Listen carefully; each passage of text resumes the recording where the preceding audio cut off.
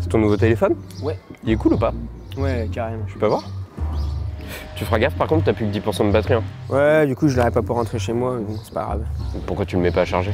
Bah, je viens de l'avoir, il est neuf, donc il vaut mieux que je le laisse décharger, non? Non, c'est un mythe. T'as 2 minutes? Je t'explique. Salut à tous, c'est Antoine de Frandroid et aujourd'hui je vais t'expliquer quelques mythes sur les batteries. T'es prêt? C'est parti.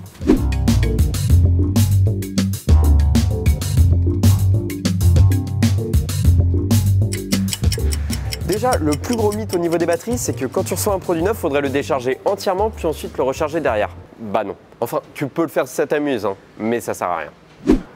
Les batteries maintenant sont souvent assez intelligentes pour savoir se calibrer elles-mêmes et surtout durant leur production, elles ont subi des tests qui fait qu'elles ont toujours au moins déjà un cycle avant même que vous la receviez.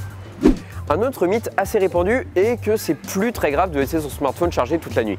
Bah, c'est toujours pas un truc vraiment très conseillé à faire.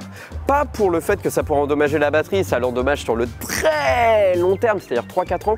Mais en fait, c'est surtout le problème de laisser sa batterie monter jusqu'à 100%, où ça, c'est un truc qu'elle kiffe pas trop.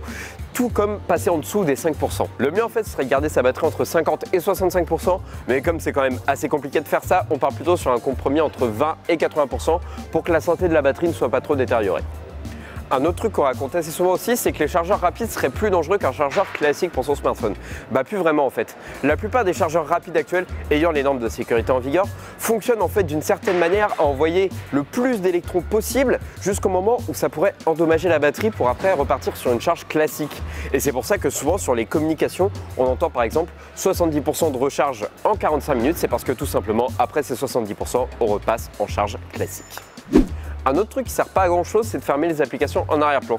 Beaucoup pensent qu'elles consomment encore pas mal, sauf que Android ou iOS sont assez intelligents pour complètement les geler et faire en sorte qu'elles consomment presque rien du tout. Mais c'est même pire en fait de les arrêter complètement, puisque en les redémarrant, ça consomme beaucoup plus qu'en les dégelant.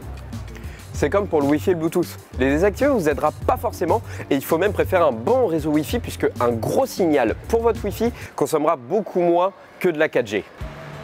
Voilà, c'est la fin de cette vidéo, j'espère qu'elle t'a plu. Si tu as appris quelque chose sur les batteries, je te laisse lâcher ton plus gros pouce bleu et je t'invite à t'abonner à la chaîne et à cliquer sur la cloche pour ne rien rater de nos prochaines vidéos. Et quant à moi, je te dis à bientôt sur Frandroid quand tu auras 2 minutes. Boujou! Et un Panasonic Lumix GH4 et du talent, et du talent.